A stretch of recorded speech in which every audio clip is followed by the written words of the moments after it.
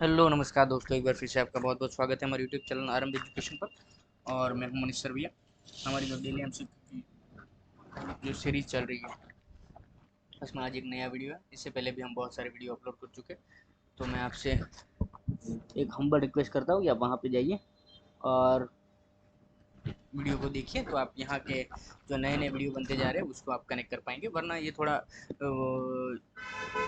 समझने में या तो फिर इसका बेनिफिट इतना नहीं होगा कि आप पहले की वीडियो नहीं देखे। तो चलो, तो बिना किसी देरी के हम अपने फर्स्ट एमसीक्यू के ऊपर जाते हैं। और we are going to start with our new MCQ. What is the area between the two river known as Bangar, Doab, peninsula and Doon? तो अब अपने 10 सेकंड लीजिए और फिर कोई भी एक आंसर टिक कर लीजिए। सोचिए, अच्छे से दिमाग लगाइए। और इसमें इतना भी कोई है ही नहीं, बहुत सिंपल है, लेकिन हम इसको डिफिकल्ट बनाएंगे। सिंपल सी चीज़ को डिफिकल्ट बनाएंगे।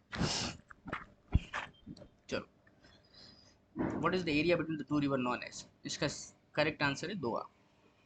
देन ओके, चलो दोआब के बारे में थोड़ा आपको बता देता हूँ। Doab area between the two river is Doab. So the area between the 5 rivers is known as Punjab. Area, अगर 5 रिवर के बीच में जो कोई एरिया है उसको क्या बोलेंगे? पंजाब।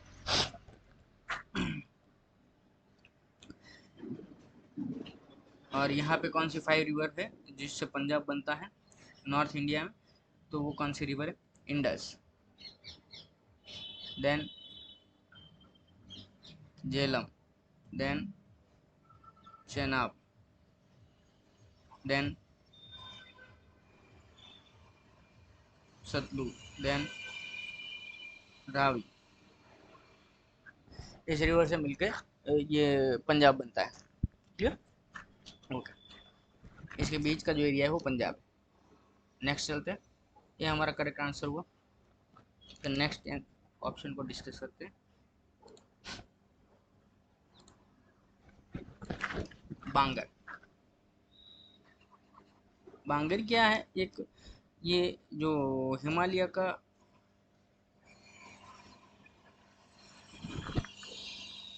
थर्ड जो लेयर है, हिमालय का जो थर्ड माउंटेन रेंज है, जो शिवालिक, तो उसके ऊपर की जो mountain north of Shivalik, the mountain lies that central Himalayas, उसके ऊपर जो माउंटेन रेंज है वो है ग्रेटर हिमालयाज। देन तो इसमें जो ये शिवालिक जो है उसके पैरेलल में एक पूरा प्लेन जाता है। पूरा प्लेन वाला एरिया है पैरेलल। यहाँ से इंडस रिवर से शुरू करके यहाँ सिक्किम की जो तीस्ता रिवर है वहाँ तक एक पैरेलल प्लेन जाता है। वो प्लेन में आपको ज़्यादातर देखने को मिलेगा gravel, stone, sediment, thick sediment. तो थिक सेडिमेंट या स्टोन या तो ग्रेवल, इससे बना हुआ जो एरिया है पूरा प्लेन वाला एरिया, उसको उसको बोलते हैं बांगर, है ना? तो ये जैसे Himalayan great Indian great Himalaya जो है उसके तीन, हमने उसको 3 पार्ट में डिवाइड किया। Greater Himalaya, lesser Himalaya, middle Himalaya, second Himalaya, lesser Himalaya, फिर शिवालिक, थर्ड जो माउंटेन रेंज है। तो वैसे ही हमने नॉर्थ इंडिया का जो ग्रेट नॉर्दर्न प्लेन है उसको भी हमने 3 पार्ट में डिवाइड किया। पहला जो पार्ट है वो बांगर है। देन दूसरा पार्ट अब इसमें जो है वो तराई वाला एरिया। दूसरा पार्ट है वो तराई वाला एरिया। और तराई तराई वाला एरिया में क्या है कि ज़्यादातर थोड़े ये मार्शी एरिया। मार्शी एरिया मतलब होता है कि दलदल वाला एरिया। तो इसके बाद जो नेक्स्ट लेयर बनेगा वो है तराई वाला एरिया। ये दूसरा जो प्लेन पैरेलल जाता है, ये फर्स्ट जो बांगर है, ये बांगर के पैरेलल जो जाता है वो तराई। तराई वाला एरिया क्या है? वो थोड़ा मार्शी मतलब दलदल वाला है। तो उसमें आपको क्या देखने को मिलेगा? ज़्यादातर फॉरेस्ट और वाइल्ड लाइफ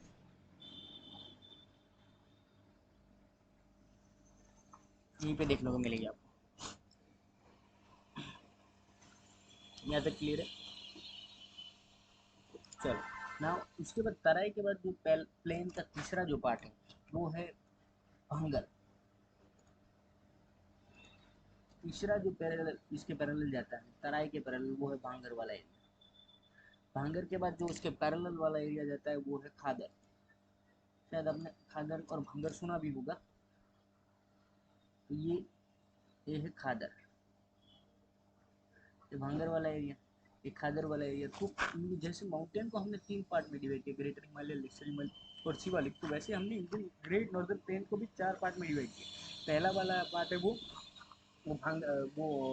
भांगर है, जिसमें क्या आपको मिलेगा ये स्टोन, ग्रेवल्स और थिक सेडिमेंट। उसके बाद का जो लेयर है उसमें वो मार्श एरिया, मतलब दलदल वाला एरिया, जहाँ पे आपको फॉरेस्ट ज़्यादा मिलेगा, फिर वाइल्ड लाइफ जहाँ देखने को मिलेगी।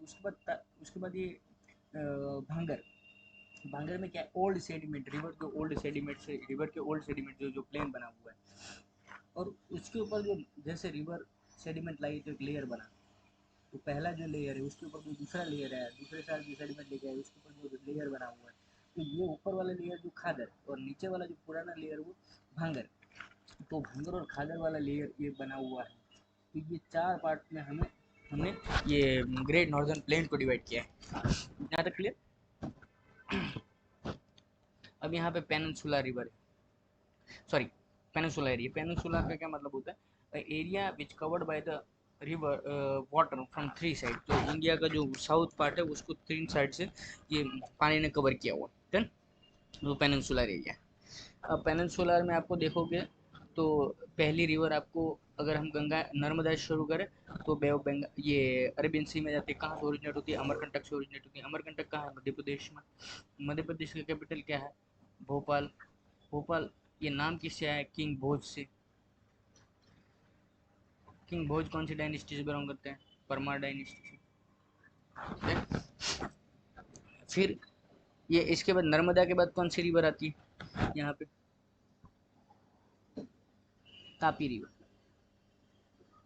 वो भी अरेबियन सी में जाती है। तापी रिवर के बाद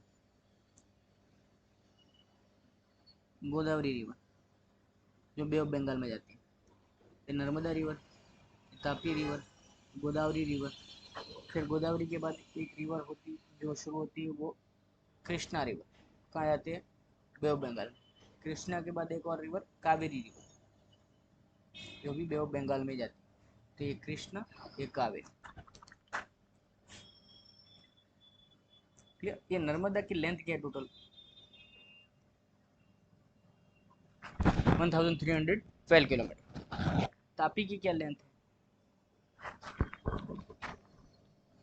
तापी की लेंथ है 724 किलोमीटर। गोदावरी की क्या लेंथ है, 1465 किलोमीटर।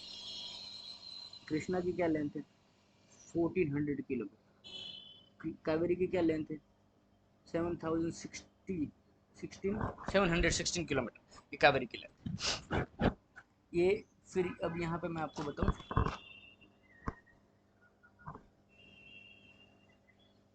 ये गोदावरी का ओरिजिन पॉइंट क्या है, वो नासिक में। कहाँ पे, त्र्यंबकेश्वर। और त्र्यंबकेश्वर कहाँ पे, महाराष्ट्र। नासिक कहाँ पे, महाराष्ट्र। और यहाँ पे कृष्णा का ओरिजिन पॉइंट मैं अगर बताऊँ आपको तो ये महाबलेश्वर। महाबलेश्वर कहाँ है, सतारा। सतारा कहाँ है, महाराष्ट्र। महाराष्ट्र के सीएम कौन है, एकनाथ शिंदे।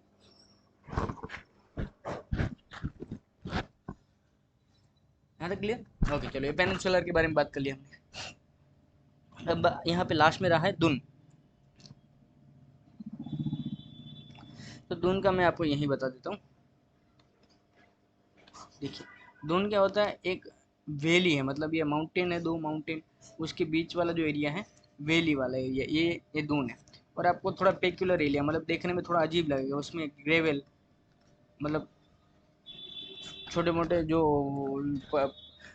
एकदम शाइनी करने वाले जो पत्थर आपको ग्रेवल मतलब वो देखने को मिलेंगे, स्टोन, वो थोड़ा पेक्युलर एरिया। पेक्युलर मतलब थोड़ा अजीब दिखने वाला एरिया, तो ये उसको दून बोलते हैं। जैसे पाटली दून है, देहरादून है, जैसे कोठारी दून है, ये सारे दून वाले एरिया। यहाँ तक क्लियर। ये देहरादून किसका पार्ट, ये देहरादून उत्तराखंड की कैपिटल। और ये उत्तराखंड जो है वो शिवालिक में है। शिवालिक का है third mountain range. Third mountain range, second mountain range lesser Himalaya, first mountain range greater Himalaya. और इसकी आपको माउंटेन रेंज ज़्यादा से ज़्यादा 1000 मीटर से कम ही उसकी हाइट होगी यहाँ पे जो है। और उसकी वेट होगी 10 से 15 किलोमीटर, यहाँ पे जो माउंटेन रेंज है उसका। क्लियर यहाँ तक। तो अगर मैं आपको ग्रेटर हिमालय के बारे में बताऊँ, तो ग्रेटर हिमालय टोटल 2400 किलोमीटर की लेंथ है। यहाँ शुरू होता है अफगानिस्तान से और यहाँ पे म्यांमार में ख़त्म होता है। म्यांमार की कैपिटल क्या है? नाई पाई डो, म्यांमार की कैपिटल है। अफगानिस्तान की क्या है वो तो आपको पता ही होगा, काबुल, अफगानिस्तान। तो ये अब ग्रेटर हिमालय कहाँ शुरू होता है? अफगानिस्तान। कहाँ खत्म कहाँ होता है? म्यांमार। टोटल लेंथ इसकी 1400 किलोमीटर। और यहाँ पे टोटल कितने पीक है? 14 पीक, मतलब बड़े बड़े माउंटेन कितने? 14 माउंटेन, अरे 40 माउंटेन है। और एक एक की हाइट क्या है? एक एक की हाइट है 7000 मीटर से ज़्यादा है, एक एक की हाइट। उसमें सबसे बड़ा माउंटेन रेंज कौन सा है? Mount Everest. और उसकी हाइट क्या है? 8848 किलोमीटर, ये पूरा। और ये माउंट एवरेस्ट का लोकेशन कहाँ पे? चाइना एंड नेपाल बॉर्डर पे। चाइना एंड नेपाल बॉर्डर पे। ये जब ये हिमालय, ग्रेटर हिमालय जब तिब्बत में से पास होता है, एक सेकंड, ग्रेटर हिमालय जब तिब्बत वाले एरिया में से पास होता है तब उसका नाम होता है सागरमत्था।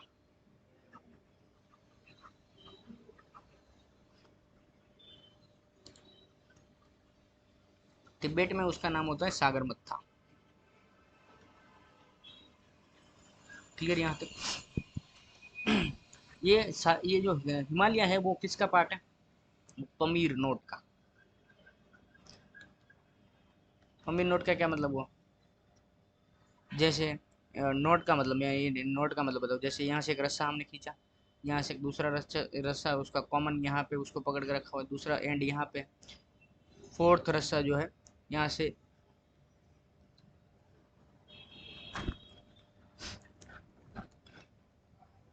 तो एक और रस्से को हम ले लेते हैं जिसको यहाँ पे रखते हैं, सारे रस्सों को एंड अलग अलग डायरेक्शन में रखते हैं। उसका भी यहाँ पर भी एक रस्सा रखते हैं जिसको एंड दूसरी साइड ले लेते हैं, यहाँ पर भी एक रस्सा जिसका एंड दूसरी साइड। तो यहाँ और यहाँ पर भी एक एंड, यहाँ पे एक एंड यहाँ पे। तो ये सारे जो रस्से को हमने मिलाकर एक नॉट जो बनती है, मतलब जिसको गांठ जहाँ पे मारी जाती है, वो नोट। तो वैसे ही अब आप मान लीजिए जितने भी मैंने यहाँ पर रस्से ड्रॉ किए उस सबको मान लीजिए कि माउंटेन रेंज, ये सारी। तो सारी माउंटेन रेंज जो एक जगह पे जिसको मिलती है, जैसे हिमालय है और हिमालय यहाँ पे ख़त्म हो रहा है, यहाँ ये पूरा हिमालय है, तो यहाँ पे दूसरा माउंटेन रेंज उसके साथ मिलता है और उसका ये ज्वाइनिंग पॉइंट सब मिलते हैं एक जगह पे, तो उसको बोलते हैं नॉट। तो ये जो हिमालय है पम्बीर नॉट का पार्ट है। यहाँ तक क्लियर? ओके चलो। और ये लेसर हिमालय की मैं बात बताऊँ आपको। तो लेसर हिमालय जो है वहाँ पे सारे होले, जैसे गंगोत्री यहाँ पे, यमुनोत्री यहाँ पे, केदारनाथ यहाँ पे, बद्रीनाथ यहाँ पे, देन। और हिल स्टेशन अगर मैं आपको बताऊँ तो ये मसूरी यहीं पे है, ये रानी खेत यहीं पे है, अल्मोड़ा यहाँ पे है। और कौन से हिल स्टेशन में मुझे याद आ रहा है, ये शिमला यहाँ पे है, फिर धर्मशाला यहाँ पे है, डलहौजी, डलहौजी भी यहीं पे हिल स्टेशन है, सेकंड हिमालय। डन। ओके चलो आगे चलते हैं।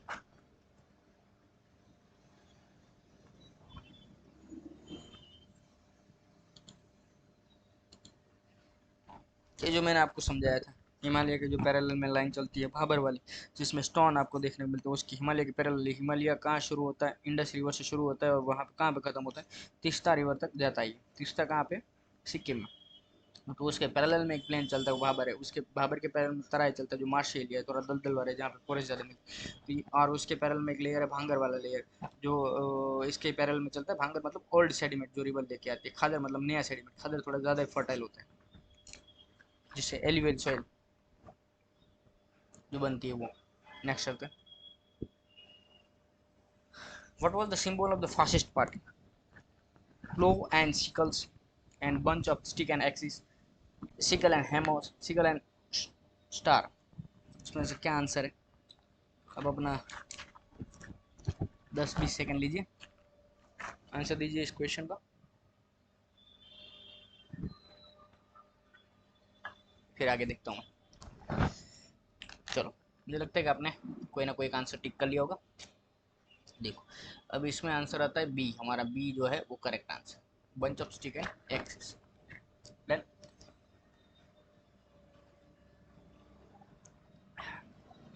शायद यहाँ पे सिंबल भी मैं आपको दिखा देता हूँ। ये है बेनिटो मुसोलिनी, जिसने फासिस्ट पार्टी बनाई थी, ये उसका सिंबल है।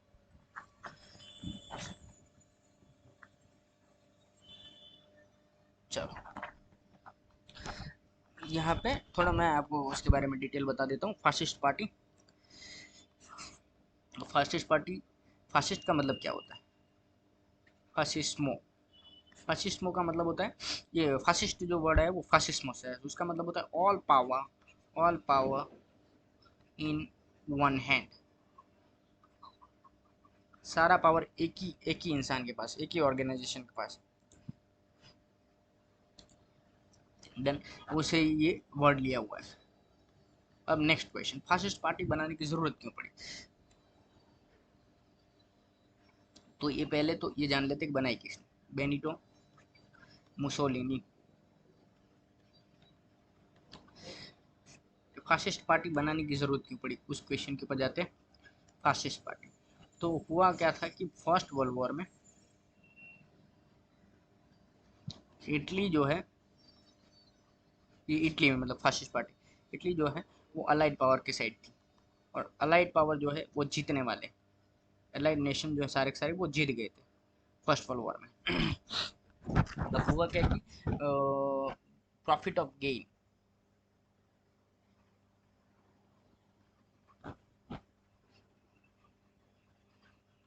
गेन ऑफ प्रॉफिट हुआ क्या इसमें कि जीतने के बाद जो भी हारने वाली कंट्री है उसको, ये जीतने वाली कंट्रियों ने आपस में डिवाइड कर लिया, अपने अपना अपना हिस्सा ले लिया। जैसे जर्मनी का बहुत सारा हिस्सा ये फ्रांस में चला गया, इंग्लैंड में चला गया, बहुत सारे एरिया पूरा जर्मनी को बांट दिया आपस में। और जो जितने भी जितने जितने कंट्री हार गए, जैसे टर्की हार गया था वहाँ उसके खलीफा को हटा दिया, टर्की के ऊपर कब्जा कर लिया। वैसे ये अलाइड पावर जीतने वाले एरिया जो कंट्री थे उसने जो हारने वाली कंट्री एक्सिस पावर का बहुत सारे एरिया कब्जा कर लिया। अब हुआ क्या कि इटली को इसमें इग्नोर किया गया। इटली किसका पार्ट मैंने बताया था आपको, जीतने वाले अलाइड नेशन उसका पार्ट बताया था, लेकिन इटली को जो हिस्सा मिलना चाहिए वो मिला नहीं, उसको इग्नोर इग्नोर किया गया। और इग्नोर किया, और उससे प्रॉब्लम क्या हो कि इटली ने फर्स्ट वर्ल्ड वॉर या अलाइड पावर को जिताने के लिए $12 बिलियन का खर्चा कर दिया था, और 6 लाख सोल्जर को, सोल्जर की जान गई, इटालियन सोल्जर मर गए इसमें फर्स्ट वर्ल्ड वॉर में। इतना सारा खर्चा करने के बाद, इतनी जान जाने के, इतने सोल्जर मर जाने के बाद किसी कंट्री का अगर उसको इग्नोर किया जाता है, उसमें जो उसके जो प्रॉफिट मिलना चाहिए फर्स्ट वर्ल्ड वॉर के बाद, जो कंट्री में डिवीजन मिलना चाहिए उसको मिला नहीं, तो यहाँ के लोग बहुत ज़्यादा गुस्सा हो गए। उसने कहा कि यहाँ की गवर्नमेंट इसके लिए रिस्पॉन्सिबल है। तो ये लोगों का गुस्सा का फायदा उठाया किसने, बेनिटो मुसोलिनी ने, और अपनी पार्टी बनाई फासिस्ट पार्टी, कि भाई हम ये गवर्नमेंट की जो है गलती हम सुधारेंगे। तो ये बेनिटो मुसोलिनी पावर में आया। बाद में लोगों ने पकड़ के मार दिया उसको, ये अलग बात है, क्योंकि ये सारा पावर एक के पास है, डेमोक्रेसी जैसी चीज नहीं चलने दे रहा है वो यहाँ पे। यहाँ तक क्लियर? चलो, तो ये फर्स्ट वर्ल्ड वॉर में अगर एक्सिस पावर के बारे में आपको बताऊं, जो हारने वाली कंट्री थे, पहला सबसे बड़ा जर्मनी, देन दूसरा कंट्री है ऑस्ट्रिया हंगेरी। हंगेरी का कैपिटल है बुडापेस्ट, याद रखना। जर्मनी का कैपिटल है बर्लिन। और उसके बाद आती है बुल्गारिया, उसके बाद आता है टर्की। तो ये सारे हारने वाली कंट्री थे फर्स्ट वर्ल्ड वॉर में।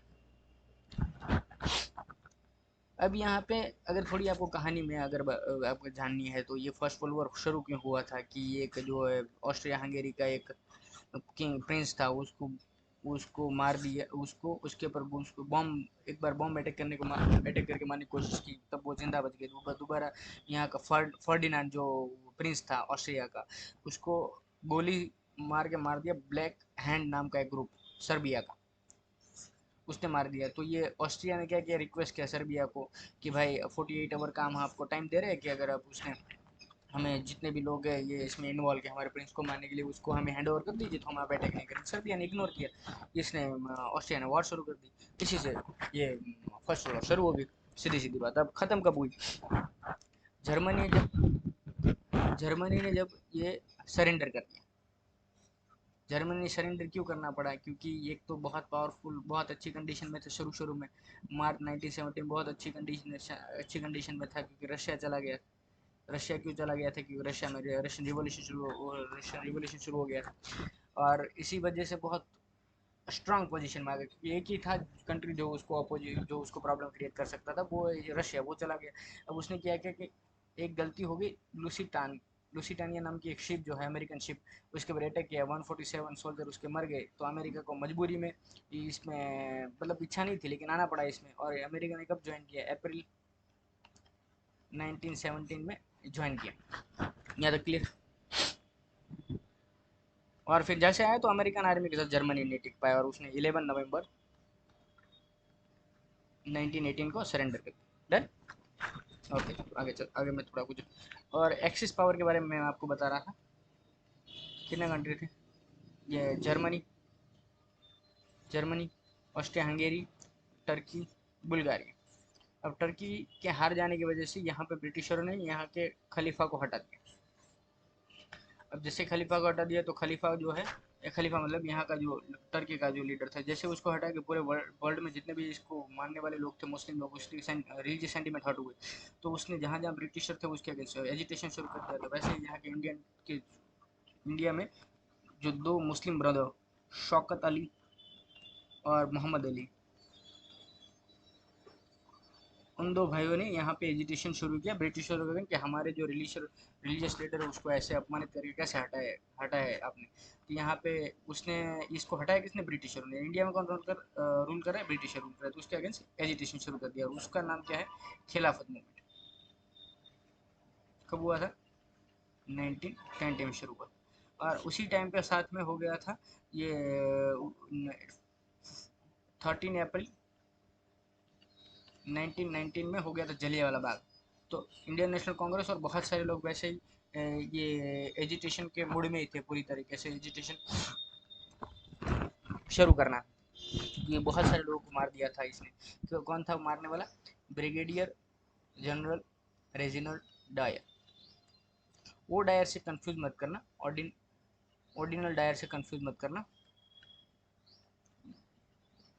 ऑर्डिनल डायर कौन था उस टाइम पे, वो गवर्नर जनरल था पंजाब का। और यहाँ पे ये आर्मी से था, ये पॉलिटिकल मतलब पॉलिटिक्स से बिलोंग करता था, ये आर्मी से बिलोंग करता था, ब्रिगेडियर जनरल। तो इसने फायरिंग किया था, लेकिन ऑर्डर इसने दिया था और इसको ही फिर उधम सिंह ने मार दिया।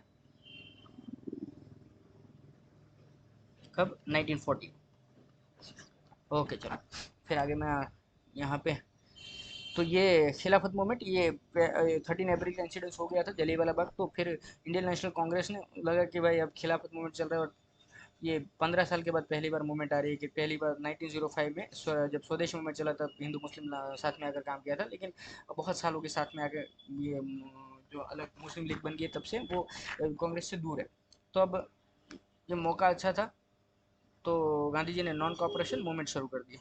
और नॉन कॉपरेशन मूवमेंट शुरू कर दी, खिलाफत मूवमेंट चल रही है मुस्लिमों के, नॉन कॉपरेशन मूवमेंट कांग्रेस की चल रही है, मुस्लिम भी और दोनों साथ मिलकर मूवमेंट चला रहे। वैसा ही मूवमेंट चल रहा था। गांधी जी ने पूरा इंस्ट्रक्शन दिया था क्या क्या करना है, गवर्नमेंट जॉब करनी, स्कूल में नहीं जाना है, कॉलेज में नहीं जाना है, कोर्ट में नहीं जाना है, कोई गवर्नमेंट सर्विस प्रोवाइड इसके साथ काम नहीं करना, ब्रिटिश नॉन कॉपरेशन, किसी भी तरह का कॉपरेट नहीं करना। तो एक इंसिडेंस हुआ, चोरी चौरा इंसिडेंस हुआ 5 फेब 1922। उसमें क्या हुआ था कि वहाँ पे चौरी चौरा में जैसे गांधी जी के इंस्ट्रक्शन के हिसाब सारे लोग पूरी दुनिया में, मतलब इंडिया में पूरा ये एजिटेशन चल रहा था। और उसका ये यहाँ गोरखपुर के पास में चौरा चौरी गाँव है, वहाँ पे ये एजिटेशन चल रहा था और पुलिस वाले ने अगर लाठीचार्ज शुरू कर दिया। तो लोग गुस्सा में थे, उसके पीछे भागे। पुलिस वाले ने पुलिस स्टेशन में घुस गया, अंदर से दरवाज़ा बंद कर दिया और ये गुस्सा हुए लोगों ने क्या किया, उसको बाहर से आग लगाकर 22 लोगों को मार दिया। यहाँ तक क्लियर। फिर गांधी जी ने इसको वापस ले लिया मूवमेंट को। नॉन कॉपरेशन मूवमेंट को वापस ले लिया। इसकी वजह से दो लोग जो है, बहुत सारे लोग गांधी जी से एग्री नहीं करते थे। उसमें से एक है चित्तरंजन दास, CR दास, और दूसरा है जो है वो मोतीलाल नेहरू। उन दोनों ने अपनी अलग पार्टी बनाई। कौन सी पार्टी बनाई? ये स्वराज पार्टी बनाई। पहली बार जब नवंबर 1923 में इलेक्शन हुआ तो बहुत सारी जगह, मतलब इंडिया बहुत सारी जगह पे जीत गए थे। बंगाल में मेजोरिटी नहीं मिली थी। फिर 1926 में चित्तरंजन दास की डेथ के बाद जो पार्टी का इलेक्शन हुआ तो एकदम पार्टी टूट गई थी। तो यहाँ पे एक ही मद्रास पे एक जगह पे मेजोरिटी मिली। क्लियर? ओके, चलो आगे चलते हैं।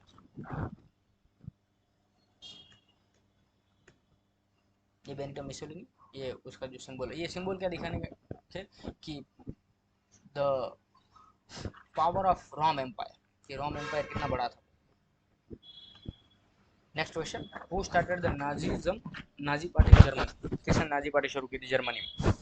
Hitler, Mussolini, Lenin, none of them. चलो, इसका इसका आंसर क्या होगा? सीधा सीधा सबको पता है, हिटलर इसका आंसर, सही आंसर होगा। इससे पहले ये जब जर्मनी फर्स्ट वर्ल्ड वॉर जब ख़त्म हुआ, उसमें जर्मनी ने सरेंडर किया। कब सरेंडर किया? 11 नवंबर 1918, यहाँ पे ये जर्मनी सरेंडर किया। उसके बाद जर्मनी ने एक ट्रीटी साइन की। वो ट्रीटी क्या है? Treaty of Versailles. वर्साइल वो ट्रीटी साइन की। कब साइन की? जून 1919 में वो ट्रीटी साइन की। और ये कहाँ साइन की? Mirror place, mirror palace. Mirror palace कहाँ पे है? वर्साइल में। वर्साइल कहाँ पे है? पेरिस। पेरिस किसका कैपिटल है? फ्रांस का। पेरिस। और हेडक्वार्टर किसका है? यूनेस्को का, याद रखना। United Nation economic, sorry, educational scientific culture organisation, Paris में उसका हेडक्वार्टर वहाँ पे साइन हुई थी। अब इसमें इटली, जो जर्मनी को बहुत सारे पार्ट में डिवाइड कर दिया था। फ्रांस और ब्रिटेन और जीतने वाले कंट्री ने उसको डिवाइड कर लिया था। अब उसको यहाँ पे इस कंडीशन से बाहर निकालने के लिए एक पार्टी बनी थी, nationalist, national socialist German worker party. Then और इसके जो लीडर थे वो हिंडनबर्ग्स।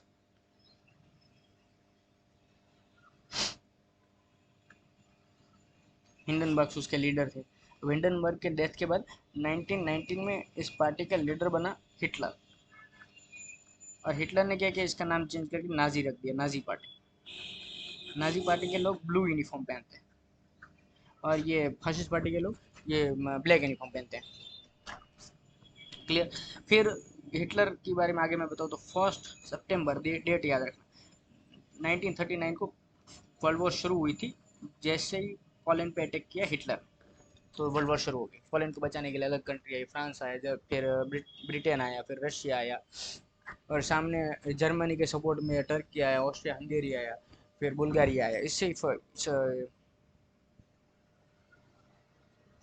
सेकंड वर्ल्ड वॉर शुरू हुई। ये बहुत सारी इसको बचाने के लिए बहुत सारे कंट्री आए जर्मनी को, और या पोलैंड को बचाने के लिए बहुत सारे कंट्री आए।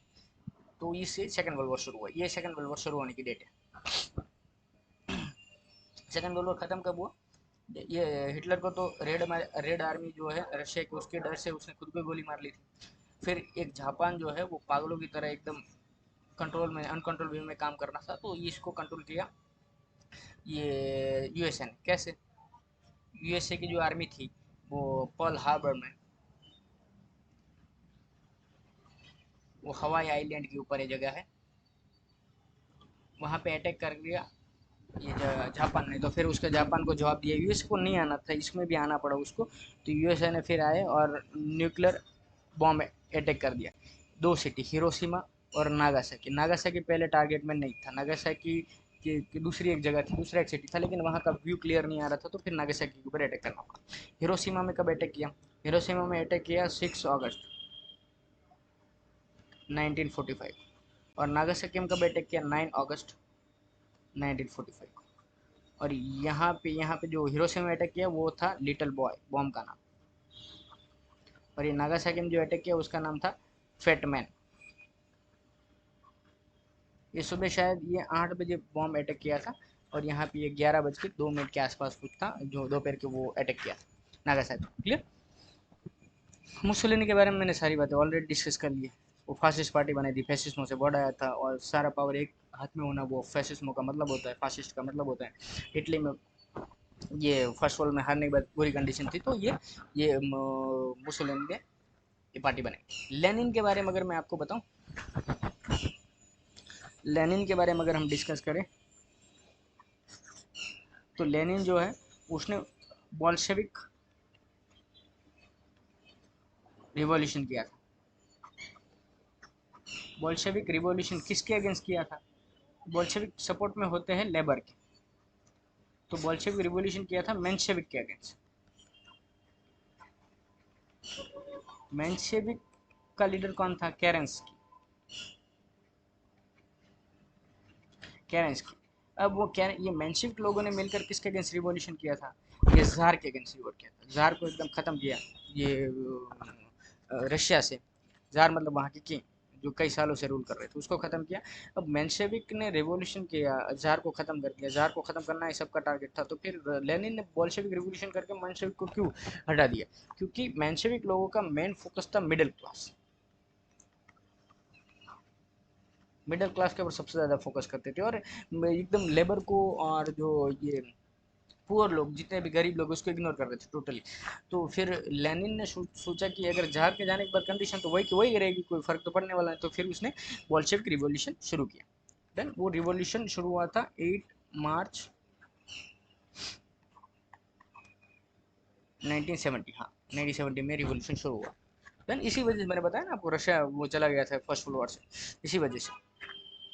और ये पेट्रोग्लेड्स, पेट्रोग्लेड में वर्करों ने ये एजिटेशन शुरू कर दिया, कहते कि अब हम ये जो टॉर्चर हो रहा है वो अब सहन नहीं करेंगे, रिवॉल्यूशन शुरू कर दिया था। तो ये आर्मी ने, रशियन आर्मी ने, जिसको ये वाइट आर्मी होती थी, वाइट आर्मी, रेड आर्मी और वाइट आर्मी का मतलब अभी मैं आपको समझाता हूँ। वाइट आर्मी, यहाँ पे वाइट आर्मी ने फायरिंग करने से मना कर दिया कि हम भाई अपने लोगों के ऊपर फायरिंग नहीं करेंगे। मना कर दिया तो इसका मतलब कहीं पे पहली बार तो फायरिंग किया था, तो कहाँ किया था? ये एक फादर गैपन नाम का एक इंसान, फादर गैपन, गैपन नाम के एक इंसान जिसने रैली निकाली थी, कहाँ तक? विंटर प्लेस तक,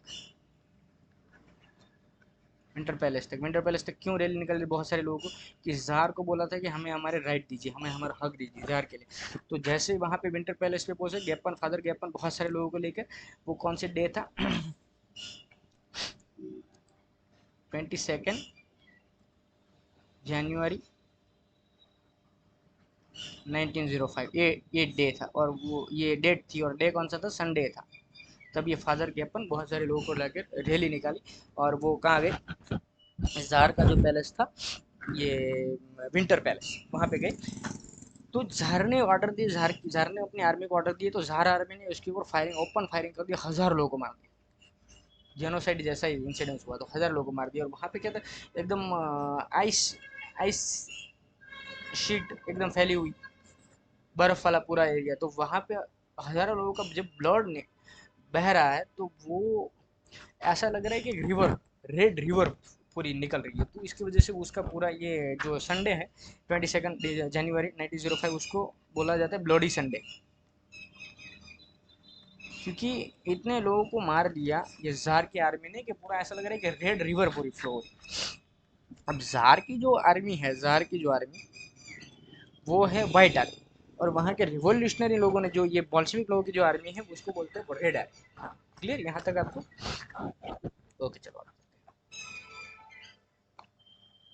तो ये नाजी पार्टी का जो है, मैंने बताया ना आपको, ब्लू यूनिफॉर्म, आपको थोड़ा फोटो में एडिटिंग है तो इसलिए आपको थोड़ा ब्लैक जैसे दिख रहा है। ये ब्लू यूनिफॉर्म होता है, और यहाँ पे स्वस्तिका का लेफ्ट हैंड साइड पे यहाँ पे स्वस्तिक का इंडिशन आपको दिख रहा होगा, ये वाला स्वस्तिका। क्लियर। और मैंने फासिस्ट पार्टी की ये ब्लैक यूनिफॉर्म होता है, यहाँ पे देखिए हिटलर का फोटो है। पेट भी तो भागीरथी है, अलग ना मीट टू ईच अदर, कहाँ पे मिलती है एक दूसरे से? दीजिए आंसर, फिर मैं आपको ऑप्शन दिखाता हूँ, ऑप्शन के बिना आंसर देने की कोशिश करें। रुद्रप्रयाग, कर्णप्रयाग, ऋषिकेश, देवप्रयाग।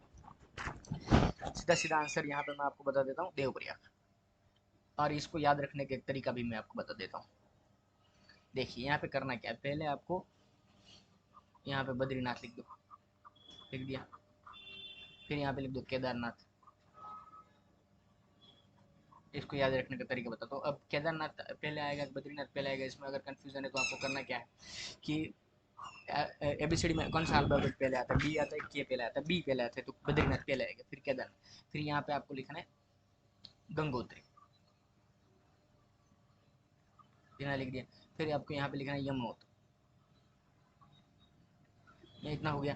फिर आपको क्या करना है, एक रिवर ड्रॉ कर ले। कहाँ तक, ये यहाँ से एक रिवर शुरू करो, ड्रॉ करना, और यहाँ तक ये गंगा तक, गंगोत्री तक नीचे खींच दो। एक सेकंड, कैसे उसको ड्रॉ करने का तरीका मैं आपको बताता हूँ, कैसे उसको ड्रॉ करेंगे। देखिए यहाँ से रिवर शुरू करो ड्रॉ करना, और आपको खत्म करनी यहाँ पे गंगोत्री पे खत्म कर देगी रिवर। डन, इतना ही ड्रॉ करना। उसका नाम लिख दो यहाँ पे अलकनंदा, यहाँ पे कहीं पे लिख दो अलकनंदा, इतना कर दिया। ये नाम याद रहने चाहिए, पहले बद्रीनाथ, केदारनाथ, गंगोत्री, यमुनोत्री। फिर आपको क्या करना है, पहली रिवर, पहली रिवर यहाँ पे मिलेगी, वो है धौली गंगा। कौन सी रिवर, धौली गंगा। तो धौली गंगा जब अलकनंदा से मिलती वो होता है विष्णुप्रयाग, विष्णुप्रयाग, इतना याद रहेगा। पहली रिवर उसको धौली गंगा मिला उसको। दूसरी रिवर आपको क्या करना है, दूसरी रिवर यहाँ से, एक सेकंड में, पेन येलो कलर की दिख नहीं रही, एक सेकंड में दूसरी पेन ले लेता हूँ। अब एक और रिवर यहाँ से मिलेगी, ये है, यहाँ पे लिख दो नंद प्रयाग। और कौन सी रिवर मिल रही है अलकनंदा को, नंदाकिनी, नंदाकिनी। डन, वो नंद प्रयाग। पहले धौला गंगा जहाँ अलकनंदा को मिल रही है वो विष्णु प्रयाग, नंदाकिनी जहाँ मिल रही है वो नंद प्रयाग। फिर एक और रिवर, एक और रिवर जो है, जो ओरिजिनेट होती है, फिर वो मिलती है यहाँ पे अलकनंदा में, यहाँ पे लिख दो कर्णप्रयाग, कर्णप्रयाग। और कौन सी रिवर है, पिंडर गंगा। तो पिंडर गंगा जब अलकनंदा को मिलती है वो है कर्णप्रयाग। यहाँ तक क्लियर आप लोगों को। धौली गंगा जब, धौली गंगा जब अलकनंदा मिलती है विष्णुप्रयाग, नंदाकिनी जब मिलती है नंदप्रयाग, पिंडर गंगा जब मिलती है कर्णप्रयाग। यहाँ तक ड्रॉ कर दिया। अब आपको करना है, ये तीन रिवर खत्म इस साइड। अब आपको ड्रॉ करनी है मंदाकिनी। मंदाकिनी कैसे ड्रॉ करोगे, मंदाकिनी ओरिजिनेट होती है केदारनाथ, तो केदारनाथ से रिवर को ओरिजिनेट करो और यहाँ पे मिला दो अलकनंदा को, वो है रुद्रप्रयाग। यहाँ तक क्लियर। फिर दूसरी रिवर ओरिजिनेट करो आप, ये गंगोत्री से। तो गंगोत्री से एक रिवर ओरिजिनेट होती है और वो यहाँ पे लास्ट पॉइंट में मिल जाती है, वो जी रिवर जो है वो भागीरथी, भागीरथी। और वो मिलती है अलकनंदा से, वो है देवप्रयाग। क्लियर। ये पूरी पूरी अलकनंदा रिवर पहले ड्रॉ कर लीजिए, बद्रीनाथ, केदारनाथ, गंगोत्री, यमुनोत्री ड्रॉ कर लीजिए, फिर एक अलकनंदा गंगोत्री के नीचे तक ड्रॉ कर लीजिए। और बद्रीनाथ से ओरिजिनेट होती है अलकनंदा, पहली रिवर मिलती है धौली गंगा, विष्णुप्रयाग, नंदाकिनी, नंदप्रयाग, पिंडर गंगा, कर्णप्रयाग। फिर केदारनाथ से एक रिवर, मैं यहाँ पर नाम नहीं लिखा, नाम बता देता हूँ मैं आपको कौन सी रिवर, वो है मंदाकिनी। यहाँ पे जो रिवर है वो है मंदाकिनी, याद रखना, मंदाकिनी। डन, ओके चलो आगे चलते हैं। फिर आपको क्या करना है, एक और बात मैं आपको बता देता हूँ। यहाँ से गंगा शुरू होती है, अलकनंदा खत्म, यहाँ से शुरू होती है गंगा रिवर। तो यहाँ से जो गंगा रिवर शुरू होती है, इसको आपको ऐसे यू टर्न ले लेना है और यहाँ पे ऐसे ऐसे यहाँ तक खींच लेना। अब दूसरा क्या करना है, यमुनोत्री से एक रिवर ओरिजिनेट करवानी है आपको, याद रखना है, बहुत गंगा रिवर सिस्टम है पूरा, इजी है, इतना डिफिकल्ट नहीं है, इजी है। यहाँ यमुनोत्री से एक रिवर ओरिजिनेट होगी, वो भी यमुना रिवर उसका नाम है, और यहाँ तक जाने दीजिए और यहाँ पे कहीं पे मिला दीजिए। ये कौन सा पॉइंट है, प्रयागराज, जहाँ पे गंगा और यमुना मिलती है। यहाँ पे मैंने बताया रुद्रप्रयाग से गंगा शुरू होगी, रुद्रप्रयाग से गंगा शुरू, रुद्रप्रयाग सॉरी देवप्रयाग से गंगा शुरू होती है, देवप्रयाग तक अलकनंदा खत्म। देवप्रयाग से ये पूरा जो रिवर है, ये जो पूरा मैंने ड्रॉ किया पर्पल कलर से, वो पूरा क्या है, वो पूरी गंगा रिवर है। तो गंगा रिवर जब यमुना और गंगा जब मिलती है वो है प्रयागराज। प्रयागराज कहाँ पे, वो पहले प्रयागराज हुआ करता था इलाहाबाद, इलाहाबाद यूपी में है। डन। तो ये अब एक और बात, यहाँ तक यमुना को यहाँ पे जब मिल गई, उसके बाद एक और बात आपको याद रखनी, पूरी गंगा रिवर सिस्टम अभी तक खत्म नहीं है। एक देखिए, आपको याद रखना है जी जी जी के। जी जी के का मतलब क्या है? गोमती रिवर। दूसरा जी, घाघरा रिवर। तीसरा जी, गंडक रिवर। फिर चौथा के, कोशी रिवर। तो इसकी सारी की सारी क्या है? Left left bank tributary. अब नीचे से एक रिवर आपको ड्रॉ करना है, नीचे से एक रिवर ड्रॉ करके यहाँ पे उसको मिला देना है, वो है कोशी रिवर। देन फिर यहाँ पे ड्रॉ कर दो ये बंगाल। तो बंगाल में जब एंटर होती है गंगा, तो उसका नाम हो जाता है पद्मा। और ब्रह्मपुत्र जब बांग्लादेश में एंटर होती है, ये गंगा बांग्लादेश में एंटर होने से पद्मा बन जाती है, ब्रह्मपुत्र बांग्लादेश में एंटर होने से ये जमुना बन जाती है। तो जमुना और पद्मा मिलकर मेघना रिवर बनती है। गंगा जब बांग्लादेश में एंटर हुई तो पद्मा, जब ब्रह्मपुत्र जब बांग्लादेश में एंटर हुई तो जमुना, और दोनों मिलकर मेघना। यहाँ तक क्लियर है आपको? तो ये पूरी Ganga river system clear. Okay, चलो आगे चलते। पहले अब देखिए यहाँ पे, अब मैं आपको बताऊं रुद्रप्रयाग को, तो कौन सी रिवर रुद्रप्रयाग से आपको याद आनी चाहिए? रुद्रप्रयाग से याद आनी चाहिए अलकनंदा प्लस मंदाकिनी। ये प्लस प्लस मत करना, क्योंकि इसमें कंफ्यूज होते रहोगे, ऐसा कोई फॉर्मूला नहीं, मतलब सीधा ड्रॉ करोगे, दो तीन बार ड्रॉ करोगे तो पूरी याद रहेगी। कर्णप्रयाग में कौन सी रिवर है? Pindar, Alaknanda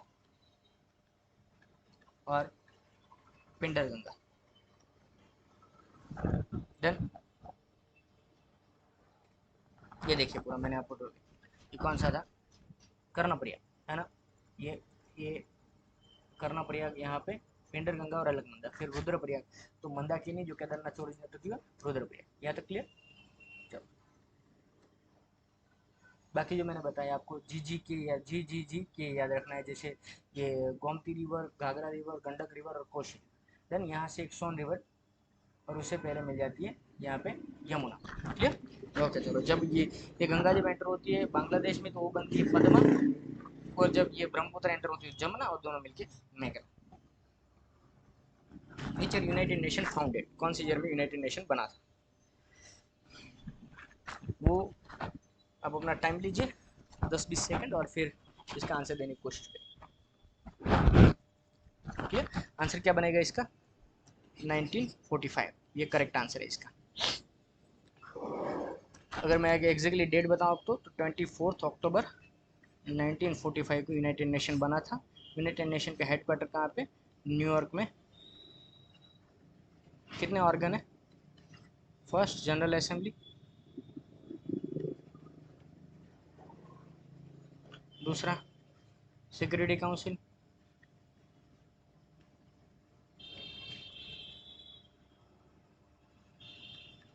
third trusteeship council, fourth international court of justice, fifth secretariat. ये 5 ऑर्गन है किसके? यूनाइटेड नेशन के। जनरल असेंबली, जहाँ पे 193 टोटल कंट्री है, और वहाँ पे वो सब लोग यहाँ पे जनरल असेंबली में बैठते हैं, और एक कंट्री से 5 लोग जा सकते हैं, लेकिन वोट सिर्फ एक ही दे सकता है। सिक्योरिटी काउंसिल 5 लोग परमानेंट मेंबर है, उसमें USA, China, Russia, Britain, France, ये 5 परमानेंट मेंबर है, और ये परमानेंट है, कभी नहीं निकलते। 10 मेंबर नॉन परमानेंट मेंबर है, और वो 2 साल के लिए वो रहते हैं। क्लियर है। सिक्योरिटी काउंसिल बहुत इंपॉर्टेंट डिसीजन यहाँ पे लिया जाता है। एक ने भी वीटो पावर यूज़ कर लिया परमानेंट में, परमानेंट ये मेंबर ने, तो वो कोई भी डिसीजन नहीं लिया जाएगा। जैसे रशिया का रिकॉर्ड है, रशिया ने बहुत सारे इसका यूज़ किया वीटो पावर। और ट्रस्टीशिप काउंसिल का क्या काम है कि आज भी कोई कंट्री अगर डिपेंडेंट है किसी को, जैसे इंडिया डिपेंडेंट था 1947 से पहले ब्रिटेन के ऊपर, ऐसा कोई भी आज भी कंट्री है तो उसको इंडिपेंडेंट करवाना। इंटरनेशनल कोर्ट ऑफ जस्टिस का इंटरनेशनल जो 2 कंट्री के बीच में डिस्प्यूट है उसको सॉल्व करने का काम। और यहाँ पे टोटल 15 जज होते हैं, और 9 साल के लिए वो यहाँ पे सर्विस प्रोवाइड करते हैं। कहाँ पे? इसका हैग, हैग में इसका हेड क्वार्टर है। कहाँ पे? नीदरलैंड। नीदरलैंड का कैपिटल क्या है? एम्स्टर्डम। और नीदरलैंड को पहले कौन से नाम से जानते थे? हॉलैंड। हॉलैंड से कौन से लोग इंडिया में आए थे? डच। क्लियर? ओके चलो। सेक्रेटरी जनरल यूनाइटेड नेशन का जो होता है वो कहाँ बैठता है? ये सेक्रेटरीट में बैठता है। कहाँ पे उसका ये ऑफिस है? न्यूयॉर्क में। देन एक और मैं ऑर्गेनाइजेशन बताना भूल गया आपको, जो बहुत ही इंपॉर्टेंट है, इकोनॉमिक एंड सोशल काउंसिल। ये सबसे इंपॉर्टेंट ऑर्गेनाइजेशन। ये टोटल 6 ऑर्गन है यूनाइटेड नेशन के पास। जनरल असेंबली, दूसरा सिक्योरिटी काउंसिल, पहली जनरल असेंबली, दूसरा सिक्योरिटी काउंसिल, तीसरा ट्रस्टीशिप काउंसिल, चौथा है इंडियन ये international court of justice secretariat, and पांचवा 6 इकोनॉमिक एंड सोशल काउंसिल। यहाँ तक क्लियर? चलो, इकोनॉमिक और सोशल काउंसिल थोड़ा इंपॉर्टेंट, तो मैं आपको बता देता हूँ। इकोनॉमिक एंड सोशल काउंसिल, उसके अंदर उसके भी कुछ ऑर्गेनाइजेशन उसके अंदर, जैसे WHO, ये किसके अंदर है? इकोनॉमिक एंड सोशल काउंसिल का पार्ट। फिर IMF, वो भी इकोनॉमिक एंड सोशल काउंसिल का पार्ट। फिर फूड्स एंड एग्रीकल्चर ऑर्गेनाइजेशन, ये भी किसका पार्ट है? ये इकोनॉमिक एंड सोशल काउंसिल। और इकोनॉमिक और सोशल काउंसिल किसका पार्ट है? ये ऑर्गन किसका? यूनाइटेड नेशन का। तो यूनाइटेड नेशन का ऑर्गन जो है वो इकोसॉक, मतलब इकोनॉमिक एंड सोशल काउंसिल, और उसका जो ऑर्गन है ये सारे फूड एंड एग्रीकल्चर ऑर्गेनाइजेशन। फिर उसके बाद इंटरनेशनल लेबर ऑर्गेनाइजेशन, ये भी किसका पार्ट है? Economic and social council. फिर यूनिसेफ, ये भी किसका पार्ट है? Economic and social council. UNESCO, ये भी किसका पार्ट है? Economic and social council. Done. अब WHO का हेड क्वार्टर कहाँ पे है? जेनेवा। जेनेवा कहाँ पे है? स्विट्जरलैंड। स्विट्जरलैंड का कैपिटल क्या है? स्विट्जरलैंड से। IMF का कहाँ पे हेड क्वार्टर है? Washington DC। और वॉशिंगटन DC का क्या मतलब होता है? District of Columbia. Food and agriculture organisation, Rome. Rome किसका कैपिटल है? इसका हेड क्वार्टर रोम में है, फूड एंड एग्रीकल्चर ऑर्गेनाइजेशन। और इटली में ही बनी थी कौन सी? Fascist party. कौन था बनाने वाला? मुसोलिनी। इंटरनेशनल लेबर ऑर्गेनाइजेशन का कहाँ हेड क्वार्टर है? जेनेवा। जिनेवा मैंने पहले बता दिया कहाँ पे? स्विट्जरलैंड में। यूनिसेफ का कहाँ हेडक्वार्टर है? न्यूयॉर्क में, जहाँ पे ये सेक्रेटरीट की ऑफिस है, यूनाइटेड नेशन की ऑफिस है। यूनेस्को का कहाँ हेडक्वार्टर है? पेरिस में। Then Paris, France. First world war में फ्रांस की हालत खराब कर दी थी जर्मनी, फिर उसकी खुद की हालत खराब हो गई। क्लियर यहाँ तक? ओके चलो आगे बढ़ते हैं। तो आज के लिए इतने दोस्तों, आप हमारे साथ लास्ट तक बने रहे इसके लिए आपका खूब खूब आभार। थैंक यू, धन्यवाद।